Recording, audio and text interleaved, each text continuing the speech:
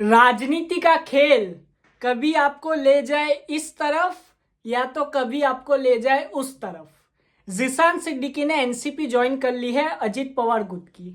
जिशान सिद्दीकी कौन है सब जानते हैं, बाबा सिद्दीकी जी के लड़के हैं। बाबा सिद्दीकी जी कौन है तो बाबा सिद्दीकी जी की हाल ही में मृत्यु हुई है और बाबा सिद्दीकी जी का मर्डर हुआ था, गोली मार के उनकी हत्या की गई थी। अब जिशान सिद्दीकी जो है वो कांग्रेस में थे, उनके पिताजी जो थे उन्होंने भी पूरी जिंदगी कांग्रेस में निकाली और जिशान सिद्दीकी ने भी कांग्रेस से ही अपनी राजनीति का शुरुआत किया। वो बांद्रा से विधायक है। अब वहां पे क्या हुआ कि जिशान सिद्दीकी जो थे उन पे पहले से ही बहुत सारे आरोप लगे हैं कांग्रेस की तरफ से, जैसे कि उन पे क्रॉस वोटिंग के आरोप लगे। फिर उन पे ये भी कहा गया कि उन्होंने बहुत सारे काम ऐसे किए जो कि पार्टी के विरोध में है।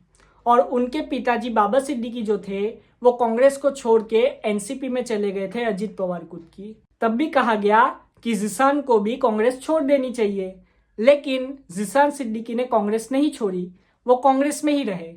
तो यहाँ पे सवाल उठा कि ऐसा कैसे कि पिताजी आपके एनसीपी में है अजित पवार गुट में और आप कांग्रेस में हो। उन पे जो पहला आरोप लगा वो था कि एमएलसी चुनाव में क्रॉस वोटिंग का। उसके बाद जिशान सिद्दीकी ने बहुत सारी चीजें कही पार्टी के अगेंस्ट और कहा कि पार्टी के अंदर सब कुछ ठीक नहीं है, हाईकमान तक मेरी बात नहीं पहुंचाई जा रही और पार्टी के अंदर जो महाराष्ट्र के बड़े नेता है कांग्रेस के वो उनको आगे नहीं आने दे रहे और उनकी आवाज को दबा रहे, ऐसा जिशान सिद्दीकी जी ने कहा।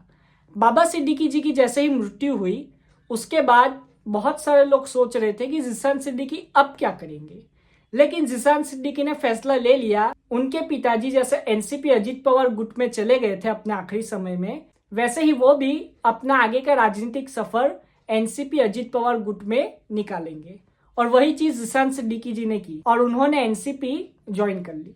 अब यहाँ पे होगा खेल।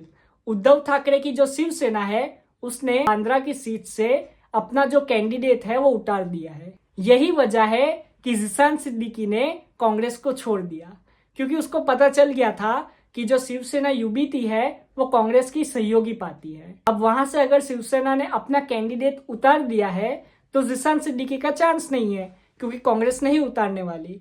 और नाना पटोले जी ने तो मुंह पे कह दिया था कि जिशान सिद्दीकी को आगे आने वाले चुनाव में हम सीट नहीं देंगे।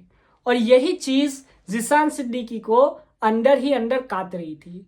और आप देखोगे तो लोकसभा चुनाव में भी जिशान सिद्दीकी ने अजित पवार जी का कैंपेनिंग किया था और यही चीज लोगों के समझ में नहीं आ रही थी कि आप कांग्रेस में हो लेकिन आप प्रचार प्रसार कैंपेनिंग अजित पवार जी का कर रहे हो। लेकिन तभी लोग समझ गए थे कि जिशान सिद्दीकी भी एनसीपी में जाएंगे, लेकिन उनके पिताजी के मृत्यु के बाद ये चीज क्लियर नहीं थी।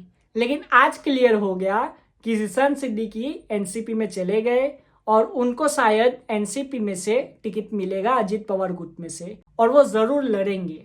अब बाबा सिद्दीकी के लड़के के सामने एक बहुत ही बड़ी चुनौती है। हो सकता है कि उनको जो सिंपैथी वोट मिले उनकी वजह से जिशान सिद्दीकी जीत जाए, लेकिन ये बार शिवसेना यूबीटी भी बहुत ही मजबूत है।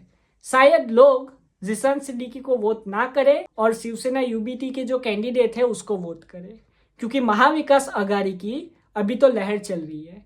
आगे आने वाला टाइम ही बताएगा कि क्या होने वाला है। आप अपनी राय कमेंट में जरूर बताएं।